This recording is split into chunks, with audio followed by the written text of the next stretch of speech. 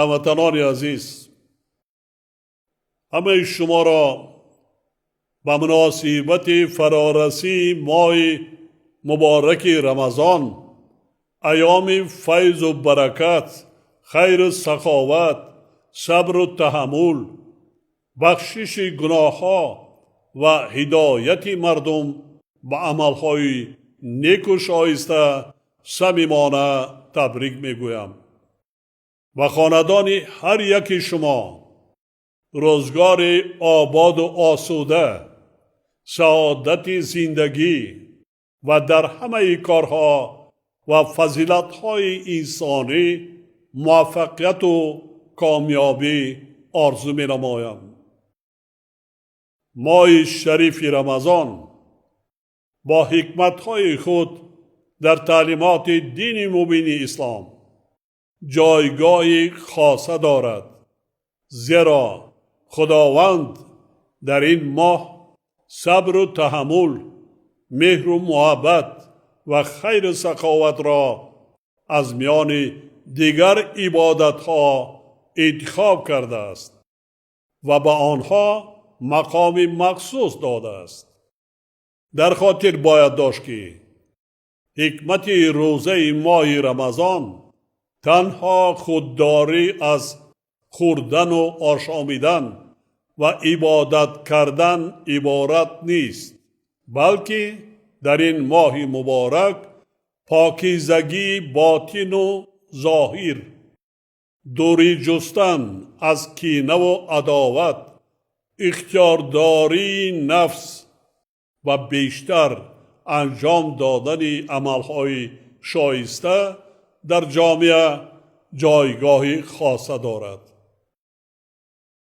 پرهیزگاری، سخاوتمندی به اطرافیان، دست نیازمندان را گرفتن، از روی توان و امکان کمک کردن به نزدیکان خود و انجام دادن دیگر عملهای نیک و ثواب از جمله ارزش‌های می باشند که در این ماه برای مسلمانان ثوابی بیشتر دارند. شخصی که در این ماه مبارک یک عمل نیک یا یک کار خیر و ثواب را انجام می دهد، مانند کسی است که 70 عمل فرضی را در غیر این ماه انجام داده است. مخصوصاً باید تأکید نمود که دین اسلام احترام گذاشتن و مقام و منزلت پدر و مادر را از جمله ارزش‌های بلند دانسته، خدمت به آنها را از همه عبادت‌ها بالا گذاشته است. به این معنی در حدیث آمده است که نیکی کردن به پدر و مادر افضلتر از نماز و روزه و حج و عمره می باشد. یکی از عملهای خیری که ثواب بیشتری انجام دادن آن محض در ماه شریف رمضان تأکید شده است، صدقه به یتیمان و معیوبان، عائله های بی‌سرابان و کمبضاعت و دیگر نیازمندان به شمار می رود.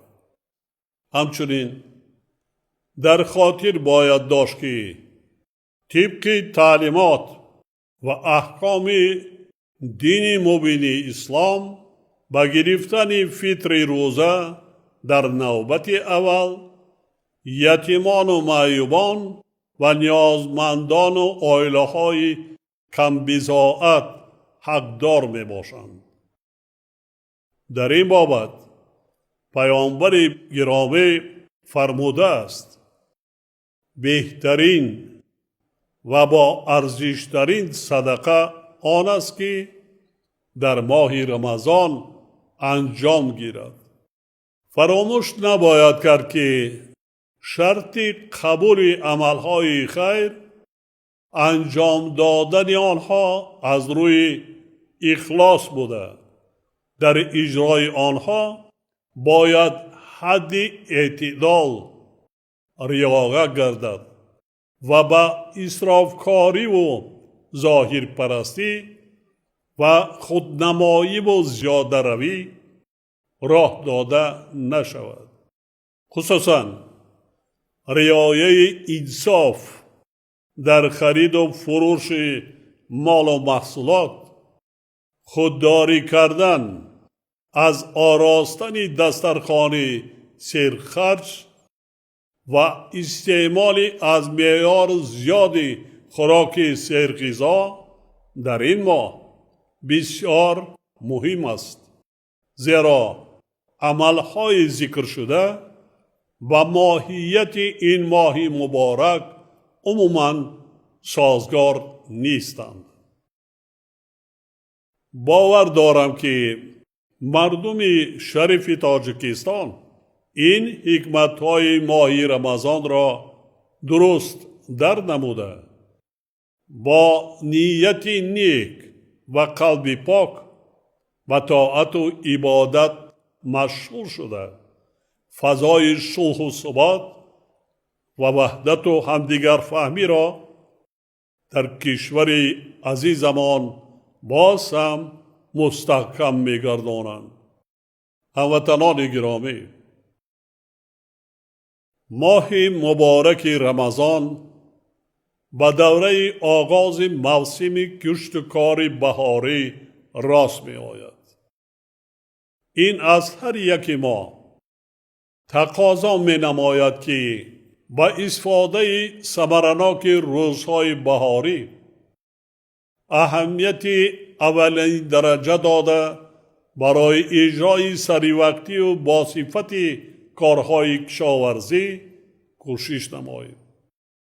با در نظر داشت وضع مرکب جهان امروزه که در نتیجه تغییریابی اقلیم، بحران‌های اقتصادی و دیگر عامل‌ها بسیار کشورهای دنیا با مشکلات نرسیدن مواد غذایی و بالاروی نرخ‌ها روبرو گردیدند.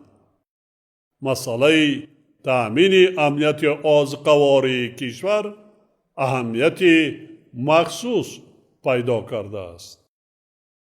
در چنین شرایط استفاده عاقلانه و ثمرناک هر یک وجب زمین با مقصد افزایش حجم استحصال محصولات کشاورزی، تامین نمودن بازار داخلی و کاهش دادن وابستگی از واردات محصولات غذایی وظیفه مهم و مسئولیت ایمانی و انسانی هر یک ساکن کشور به حساب می رود. یعنی همه ما باید در حفظ امنیت آذوقه‌واری مملکت توسط زحمت صافدلانه، استفاده ثمرناک آب و زمین، تخم‌های اعلی صفت و رویانیدن حاصل فراوان سهمگزار باشیم. در برابر این وسعت کارهای کشاورزی، فراهم آوردن جایهای کاری نو، بنیاد باغ و تاکزارها و اجرا کردن عملهایی که به بلند برداشتن سطح زندگی اهالی خدمت میکنند، در دین مبین اسلام حکم صدقه جاریه را دارد. علاوه بر این ما باید با در نظر داشته وضعیت حساس جهان معاصر با مسئله صرفه سرشتکاری، راه ندادن به زیاده روی و اسراف کاری و ظاهر پرستی اعتبار دائمی دهیم. ما باید در فکر اهل عائله، فرزندان و نزدیکان و پیوندان خود باشد. اینچنین تعلیم و تربیت فرزندان، صاحب علم و دانش و کسب و هنر گردانیدن آنها وظیفه و قرض هر یکی ما می باشد. زیرا آموزش علم چراغ است که در هر دور و زمان انسان را به راه درست و آینده نیک راهنمایی میکند. و اولین آیتی که در قرآن مجید نازل شده است، اقرا، یعنی تاکید به خواندن و از خود کردن علم می باشد. ما باید همیشه در خاطر داشته باشیم که تشویق فرزندان به علم آموزی و از خودکنی کسب و هنر، فرموده احکام دین و بهترین خدمت در تربیت نسل نورس و جوان به حساب می رود. دولت و حکومت مملکت در سمت آموزانیدن علم و دانش و کسب و هنر به نورسان و جوانان اقدامات زیادی را عملی کرده ایستاده است، ولی باید پدر و مادران نیز وظیفه مقدس خود را در تعلیم و تربیت و باسواد و صاحب معرفت گردانیدن فرزندان، یعنی به خاطر آینده با سعادت آنها اجرا نمایند. هموطنان عزیز، حالا کشور ما مرحله تشکل و تکامل دولت ملی را طی کرده ایستاده است.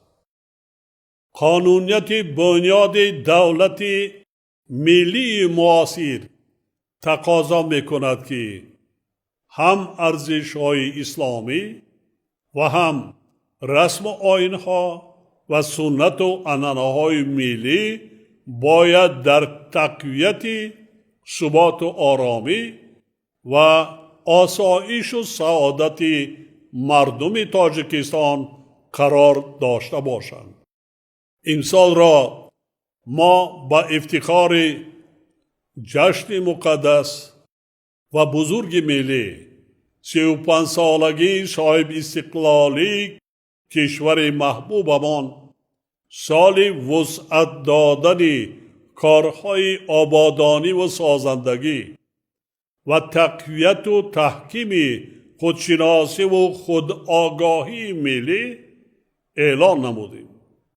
این سال پر افتخار برای هر یک فرد جامعه امکانیت است که با زحمت و عمل سازنده خود در پیشرفت دولت و شکوفایی و آبادی وطن محبوبمان سهم گذارد.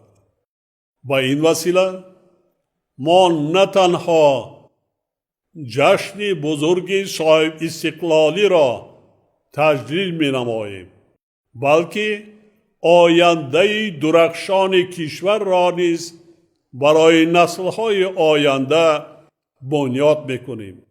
در خاطر باید داشت که کارهای آبادانی از جمله بنیاد و از نوسازی راه و پلها، مؤسسه‌های طبی و مکتب و کودکستان‌ها به صدقه جاریه داخل می شوند و طبق تعلیمات دین مبین اسلام برای انجام دهنده آنها ثواب و ثمره زیاد را فراهم می سازند. هر یک شهروند کشور می تواند یک کار نیک انجام دهد، یک گوشه دیار را آباد سازد و حس وطن دوستی و افتخار از وطنداری خود را در عمل نشان دهد. با استفاده از فرصت میخواهم منتداری صمیمی خود را به مردم شریف کشور، خصوصا صاحبکاران و شخصان سخاوت پیشه که در چنین کارهای خیر و ثواب سهمگذاری کرده هزارها انشاءات استحصالی و اجتماعی از جمله راه و پلها و مؤسسه‌های تعلیمی و تندرستی بنیاد کرده ایستادند بیان نمایم. ما را ضرور است که من بعد نیز صاف دلانه زحمت کشیم، فرزندانمان را در رویه وطن دوستی و وطن پرستی و حس بلند ملی تربیت نماییم و تاجیکستان را همچون وطن آباد و زیبا به نسل‌های آینده میراث گذاریم. ما باید همیشه متحد و سرجم باشیم و تمام سعی و تلاش خود را برای حفظ صلح و ثبات کامل کشورمان، آبادی وطن محبوبمان، رشد دولت صاحب اختیارمان و بلند برداشتن آبروی آن در عرصه بین المللی روانه سازیم.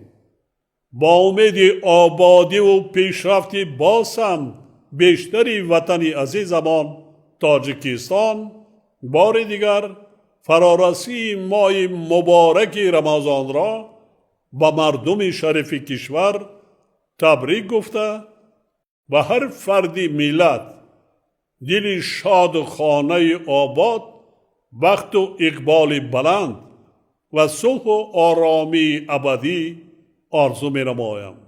ماه شریف رمضان مبارک باشد هموطنان عزیز.